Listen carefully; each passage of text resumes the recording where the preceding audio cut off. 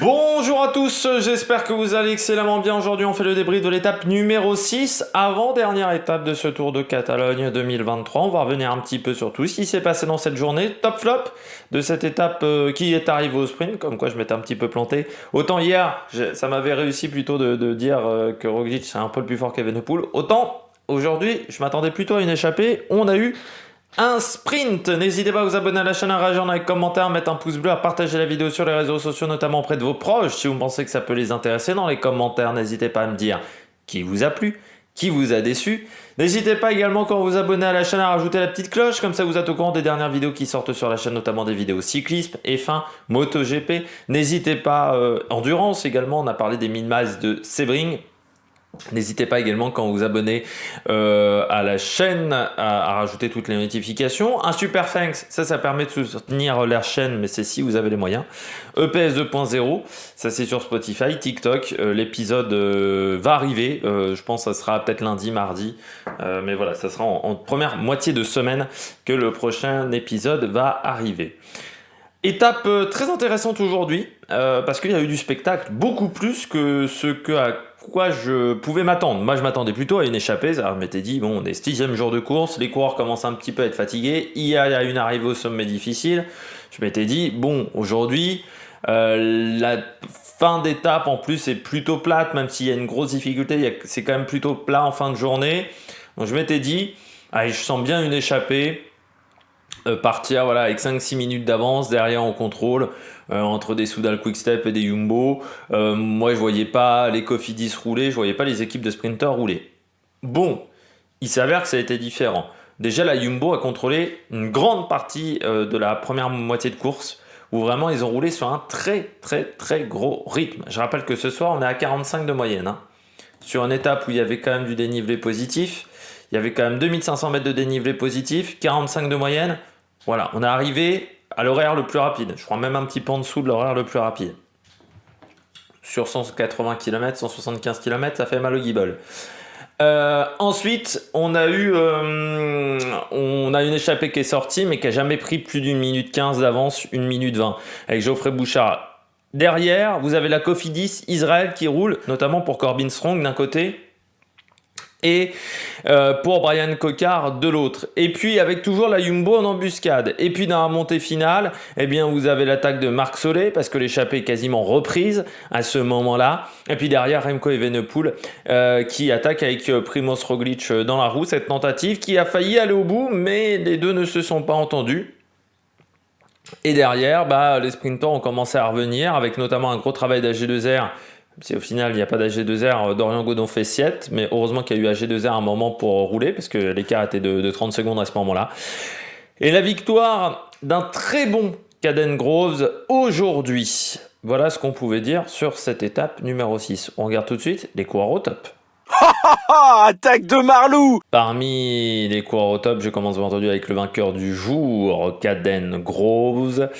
Caden Groves qui... C'est une victoire importante pour Caden Groves.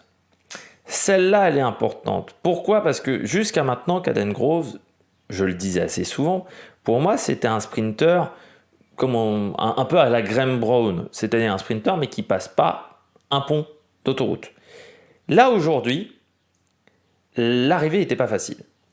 Parce qu'il y avait quand même 2800 mètres de dénivelé positif, 2500, je ne sais plus, 45 de moyenne, donc ça a tartiné, c'est-à-dire que c'était techniquement pas le type d'étape qui devait lui convenir. Et quand je le vois avec un problème sur son vélo, je me dis, mais il était encore là, et à 4 bornes de l'arrivée, il a un problème technique sur son vélo, il est obligé de changer de vélo, de prendre le vélo d'un coéquipier. Là, je me dis, mais il est encore là, surtout Caden Groves. Parce que moi, pour moi, il avait disparu. Je m'étais dit, il reste peut-être Corbin Strong, il reste peut-être les coureurs de Labora, il reste la Cofidis, Dorian Godon, parce qu'on voyait les G2R rouler. Mais je me disais absolument pas qu'il restait encore Caden Groves. C'était même pas dans mon esprit qui, pour moi, il avait sauté depuis longtemps, surtout qu'Alpecin n'avait pas roulé. Moi, je m'étais dit quasiment pas roulé. Je m'étais dit, vu comment ça a roulé quand même dans la montée, Caden Groves, il a explosé.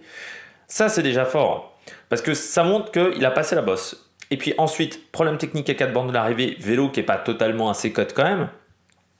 Caden Groves, surtout il n'a pas un vélo parce que les vélos de sprinter souvent sont un peu plus rigides pour soutenir la puissance, c'est-à-dire qu'il y a un vélo qui est un peu moins rigide. Derrière, il gagne le sprint encore un peu décousu, où il n'y a pas vraiment d'organisation certes, mais il gagne le sprint derrière, et en se débrouillant encore seul. C'est une journée qui va être très importante dans la construction que va être le futur Canon Grove, ce que va être ce coureur à l'avenir, dans la construction de ce coureur, la manière dont il s'est imposé aujourd'hui, la manière dont il a construit sa journée, la manière dont il a réussi à s'en sortir alors que c'était vraiment pas forcément une situation qui était évidente pour lui. Moi je trouve que c'est une journée qui va être très importante pour son futur. Il vient de prouver aujourd'hui qu'il passait quand même un petit peu les bosses. Alors, c'est pas le meilleur du monde, certes, mais sur une journée à 2800 mètres de dénivelé positif, il a réussi à s'en sortir. Il a montré que, il était capable d'avoir un problème technique et 4 bornes de l'arrivée, de revenir. Alors, certes, on va me dire, il n'y a pas les meilleurs sprinteurs du monde, mais il faut quand même aller battre Brian Coquard aujourd'hui parce qu'il était en forme, Brian Coquard. Sur une étape où ça n'a pas vraiment débranché de la journée, moi je dis chapeau, monsieur Canon Grove. Sur un sprint où il n'y avait pas de poisson pilote, il n'avait pas de poisson pilote dans le final. Chapeau encore une fois, monsieur Canon Grove, vous avez fait du bon boulot aujourd'hui. Deuxième, Remco Evenepoel. Pourquoi je mets Remco Evenepoel? Certains vont dire, oh, il a encore attaqué de loin, c'était peut-être pas l'idée la plus intelligente du monde. Vu la configuration de course dans laquelle on était, si, c'était intelligent. Il y avait quasiment plus d'échappée. C'est-à-dire que dans ce genre de situation, Remco Evenepoel, quand il attaque, il y a déjà Marc Solé, mais il se dit à ce moment-là, je vais pas être seul à attaquer. C'est-à-dire que si j'attaque pas, c'est peut-être Landa qui va sortir, c'est peut-être je sais pas qui, parce que à partir du moment où on est revenu trop vite sur l'échappée, ça permettait d'être dans cette situation-là. Et Remco Evenepoel, il se dit aussi, hier, Roglic m'a mis une petite bafouille, une bafounette dans la tête. Aujourd'hui, il faut que je réplique. Il faut que je réplique pour 2 raisons. Déjà pour montrer que je pars pas perdant, pour pas donner trop de confiance déjà à Primož Roglic, en vue du prochain Tour d'Italie. Mais aussi pour rappeler à Primož Roglic que demain, il n'y a que 10 secondes d'écart entre les deux, que c'est un parcours pour moi où Remco Evenepoel il peut tenter de sortir de loin et que Roglic, les derniers jours de course, il est toujours un petit peu caca-culotte. Donc, du côté de Remco Evenepoel, c'était intéressant de faire l'attaque aujourd'hui parce que d'un point de vue psychologique, Roglic ce soir, il va pas passer une bonne nuit. Ça, je vous le dis d'ores et déjà. Demain matin, il va pas être top. Et pendant la course, même s'il suit la route de Remco Evenepoel, à plein de moments, il va se dire, là, il peut sortir. Il y a quand même 130 bornes à faire demain. Dernier jour de course, ça peut être difficile. Puis du côté de Remco Evenepoel, maintenant, il sait aussi à quoi s'attendre avec Roglic quand ils sont à 2. Il sait très bien que Roglic a peur de lui. Il sait très bien que Roglic ne roulera pas avec lui. Également, parce que soit c'est Roglic qui a peur, soit c'est Roglic et son équipe également, la direction sportive de son équipe qui a peur. Et donc ça c'est intéressant pour Remco Evenepoel. Il a appris des choses aujourd'hui sur Roglic, sur son adversaire. Et il a fait mal quand même à tout le monde en se disant il est capable d'attaquer même sur une étape où techniquement le profil n'était pas très intéressant à l'attaque. Ça veut dire que sur le prochain Tour d'Italie, on a quand même pas mal d'étapes avec des petites bossounettes dans le final. Remco Evenepoel, il va pas être dangereux que sur le contre-la-montre individuel, il va être dangereux également sur ces étapes-là parce qu'il est capable d'attaquer. Et donc les adversaires maintenant sont au courant. Mais je dirais que si je suis adversaire de Remco Evenepoel et de Primož Roglic, je peux également me dire que la possibilité de faire une Carapaz est faisable. Je rappelle, Carapaz, quand il s'impose sur le Tour d'Italie, vous avez Nibali et Roglic. Je rappelle qu'il a 2 minutes 30 de retard sur Roglic. Après les 3 chronos. Il y a 3 chronos en première semaine, il a 2 minutes 30 de retard à Carapaz. Sauf qu'il va profiter du fait que Nibali et Roglic, ils se regardent. Et quand il attaque, le jour où il reprend 3 minutes 30 à tout le monde, oui, mais c'est parce que à la fois Roglic et à la fois Nibali, ils se regardent.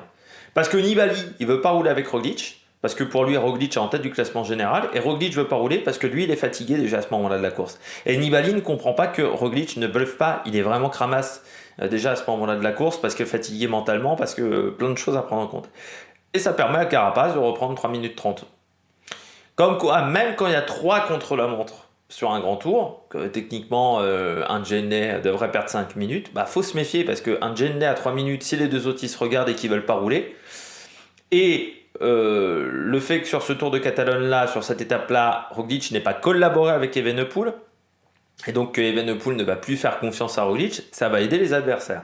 Mais pour moi aujourd'hui, c'est important pour Remco Evenepoel de savoir à quoi s'en tenir avec Primož Roglic. Et pour moi, l'attaque était plutôt intéressante et il fallait tenter le coup à ce moment-là, vu la configuration de la course. Encore une fois. Et puis en plus, il a peut-être fatigué son adversaire, ce qui va encore plus l'aider demain, peut-être, pour reprendre du temps. Bryan Coquard, dernier coureur au top, c'est dommage du côté de Bryan Coquard. Il doit faire le ménage dans les 300 derniers mètres. Voilà, dans le dernier kilomètre, il n'est pas énormément aidé par des équipiers et surtout son sprint est vraiment chaotique parce qu'il est obligé de contourner des coureurs, notamment Evenepoel qu'il est obligé de contourner, notamment les Lotto Destiny, il est obligé de se faufiler à droite à gauche et forcément tu fais un peu plus de chemin que ton adversaire. C'est dommage peut-être qu'il se soit fait un petit peu enfermer, qu'il n'ait pas eu 2-3 coureurs avec lui dans le final, parce que vu comment il revient sur Canyon Grove, c'était le plus fort aujourd'hui. Ce qui n'est pas forcément surprenant car Bryan Coquard grimpe mieux que les autres sprinters et donc forcément comme il grimpe mieux que les autres sprinters il est moins fatigué que les autres sprinters en fin de course et forcément Bryan Coquard en 3e semaine sur un Tour de France ça peut être un coureur dangereux surtout qu'il y a 2-3 étapes avec des petits sprints qui sont faisables en 3e semaine du Tour de France. La 3e semaine du Tour de France il y a un gros moment de temps mort à un moment. Et ça peut vraiment aider Bryan Coquard et se dire ah bah là je peux peut-être en profiter sur ces étapes-là. Si la Cofidis est solide encore à ce moment-là, si mes équipiers sont solides, je peux peut-être pourquoi pas le dernier vendredi tenter d'aller chercher à la gagne parce que je serai plus frais que Caden Groves que d'autres. Par contre, c'est sûr que s'il se retrouve face à Christophe Laporte, Van Aert, Van Der Poel, peut-être que ça sera plus compliqué. Mais encore une fois, un Coquard face à Van Der Poel cette année. Je suis pas si sûr que ça que c'est Van Der Poel qui gagne au sprint. Sur un sprint classique, je suis pas si sûr que ça. Parce que Coquard, quand même, cette année, il a pris en puissance. Je pense que le fait d'avoir... C'est un peu comme Gaviria. C'est des mecs qui ont refait de la piste, qui avaient un peu qui avaient un peu abandonné le cyclisme sur piste, qu'on en refait un petit peu depuis 1 an, 2 ans. Coquard, il en refait. Et je pense que ça lui apporte beaucoup de bien, comme ça a apporté du bien à Gaviria. En termes de puissance, en termes de manière de faire les sprints. On passe tout de suite au bonnet d'âne. Du côté des bonnets d'âne, je pense qu'on va aller assez vite. Je commence avec Ethan Etter. Encore un Ineos aujourd'hui. Alors déjà aujourd'hui, Bernal, ils ont perdu Bernal. Bernal a abandonné, encore une chute pour Bernal à 90 km de l'arrivée. Abandon derrière. On va voir, mais ça commence à faire beaucoup de chutes quand même pour Bernal. Sur San Juan, on pouvait se dire c'était les routes, surtout que Bernal a quand même pas été incroyable sur cette semaine en plus. Donc c'est vrai qu'il accumule un petit peu les chutes depuis 2 ans. Mais surtout du côté de Ethan Etter, c'était quand même un profil qui pouvait lui convenir. Là je me suis dit, tiens, on revient très vite sur le groupe de tête. Je me dis ça va peut-être rouler un petit peu fort dans la pente. Tiens, ça va favoriser Ethan Etter par rapport à Bryan Coquard, par rapport à Caden Groves, parce que lui il va passer correctement la côte. Je me dis à ce moment-là, quand on a 45 bornes de l'arrivée, et je me dis ça va être bon pour Ethan Etter. Et puis non, il finit à 2 minutes. Il est dans le groupe à 2 minutes et il n'a jamais réussi à rentrer dans le peloton. Je rappelle quand même que dans le peloton principal, parce que quand même pour dire combien il y a de coureurs dans le peloton principal, ils sont 55. Et si tu comptes jusqu'à Tobias Foss, ils sont 59. C'est-à-dire qu'Ethan Etter, il n'a pas réussi aujourd'hui à rentrer dans les 60 premiers de l'étape. C'est pas très rassurant sur sa condition physique et son état de forme à Ethan Etter. On pourrait se dire, c'est sent pas très bon quand même pour lui. C'est-à-dire que physiquement, il est en retrait. Et Ethan Etter,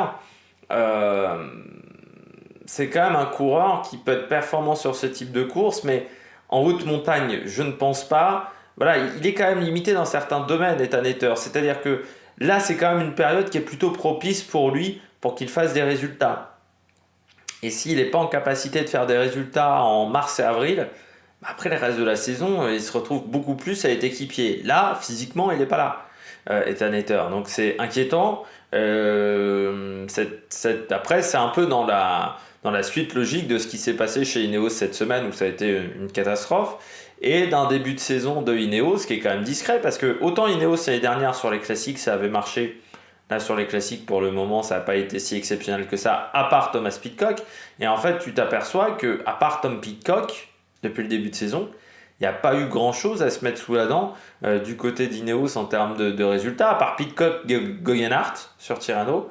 Pour le moment, c'est quand même pas foufou ce qui est en capacité de proposer cette équipe. Et c'est quand même inquiétant du côté de Ineos de voir qu'ils sont plus en mesure d'être l'armada qu'ils étaient peut-être. Et puis je suis pas sûr que quand on connaît le patron de la marque Ineos, qui possède également le club de Nice, ils sont pas là pour enfiler des perles. Ils sont pas là pour être 10e du classement mondial UCI. Voilà, ils sont là pour gagner des grandes courses, pour gagner des grands événements. Bon, ça peut être compliqué parce que je rappelle que Ineos c'est quand même une entreprise qui produit un 4x4. Donc s'ils n'ont pas un 4x4 genre un Hummer, c'est le Ineos Grenadiers, c'est un Hummer, c'est un truc qui fait 4 mètres de large. En termes de normes anti-pollution, on n'est vraiment pas top. Donc pour en faire la promo, il faut quand même avoir des résultats sportifs parce qu'il n'a pas la possibilité de faire un budget pub et ça serait complètement con de faire un budget pub pour un véhicule comme ça. Et s'il n'y a pas les résultats derrière, il va commencer à gueuler un petit peu le patron d'Ineos. Je continue avec Carapaz. Il finit dans un groupe à plus de 10 minutes, Richard Carapaz. C'est inquiétant, c'est que du côté de Richard Carapaz, on a l'impression que ça n'a pas été de mieux en mieux. Normalement, un coureur, quand il revient comme ça d'Amérique latine et qu'il arrive en Europe, les premiers jours sont compliqués parce que vous avez le décalage horaire que vous prenez dans la gueule, vous avez les conditions climatiques, même si là en ce moment en Catalogne il fait plutôt beau et on est plutôt sur des températures qui sont au-dessus des moyennes saisonnières. Il y a quand même un choc thermique par rapport à l'Amérique latine quand on est surtout à une période estivale en Amérique du Sud. Quand on arrive au mois de mars, c'est encore l'été en Amérique du Sud. Et en plus du côté... Donc normalement, dans ce genre de situation, vous allez de mieux en mieux parce qu'au bout des jours, vous commencez à vous adapter à la situation. Or, là, du côté de Carapaz, là, aujourd'hui, il finit à 10 minutes. Alors, je ne sais pas si c'est la fatigue accumulée des jours précédents qui a été compliquée, s'il était mal placé ou autre chose. Mais pour l'instant, Carapaz, sur cette course-là, ça ne s'est pas extrêmement bien passé. Donc, il ne faudra pas que ça se reproduise. Je ne sais pas quel va être son calendrier. Ensuite, à Richard Carapaz dans les prochaines semaines, le temps que ça s'affiche. Tour du Pays Basque au mois d'avril. Donc dans 10 jours. Ensuite Liège, Critérium du Dauphiné, Tour de France. Mais vraiment le Tour de Pays Basque, ça serait bien d'être un peu plus performant parce que c'est vrai que là, cette semaine, ça n'a pas été foufou pour le coureur équatorien. Heureusement, on a vu qu'il avait un beau maillot. Voilà, c'est le truc qu'on pourra retenir de cette semaine. Labora, je termine avec Labora. Je comprends. Enfin, autant le premier jour, le premier sprint, j'ai dit bon, les mecs sont pas organisés, c'est normal. Ils sont pas habitués à être dans cette situation-là. Ils s'attendaient peut-être pas à ce que les Schelling soient si performants. Sauf que là, dans le final, je comprends pas pourquoi vous avez Patrick Conrad qui est 8 et Schelling qui est 3 et Patrick Conrad qui emmène pas le peloton, qui emmène pas le groupe de tête. Le groupe de tête, il est pas emmené encore une fois, mais les Bora, ils étaient en surnombre. Il y a un moment, faut qu'il y a un mec un Conrad, il peut se sacrifier quand même pour son leader sur ce type de performance-là. Surtout que Conrad, au classement général, oui, il n'est pas devant au classement général. Enfin voilà, il faut qu'il fasse le job. À un moment pour Schelling, il n'emmène pas le sprint. Alors Schelling a beau être performant en ce moment, il a beau ne pas avoir tous les meilleurs sprinteurs du monde sur cette course. Bah aujourd'hui, tu te dis que peut-être que mieux emmené, ça aurait pu être mieux. Ça aurait peut-être pu prendre une deuxième place de Coca ou peut-être aller chercher la victoire aujourd'hui s'ils avaient mieux couru. C'est dommage quand même ce manque d'organisation. Autant le premier jour disait ils sont pas habitués, mais ils ont eu le temps de se roder, de voir les erreurs qu'ils avaient fait le premier jour pour peut-être rectifier le tir le deuxième jour. Sauf que sur le deuxième sprint massif, on voit la même chose que sur le premier sprint massif. Ça c'est dommage qu'en termes d'organisation, ils n'aient pas réglé la mire.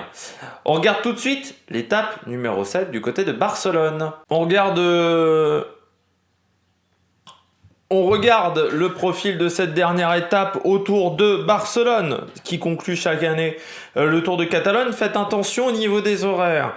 Ça sera midi 10, je crois, sur Eurosport 2, une fin vers 13h45.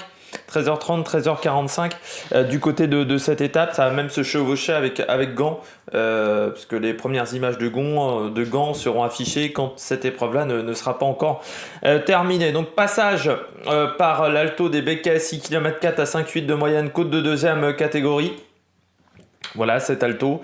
Un passage à 7,1%, un autre passage à 6,4%. Ça permet de réveiller les jambes, peut-être à l'échappée de sortir, même si ça ne sera pas facile sur cette étape. On redescend ensuite vers Charvelo, on ne redescend pas tout de suite. On grimpouille encore, on a un petit plateau pendant 10 km. Deux sprints intermédiaires à Viladecans et Casteldefels. Et puis ensuite, on rentre assez vite, à une cinquantaine de kilomètres de l'arrivée sur le circuit final. Circuit final qui fait 8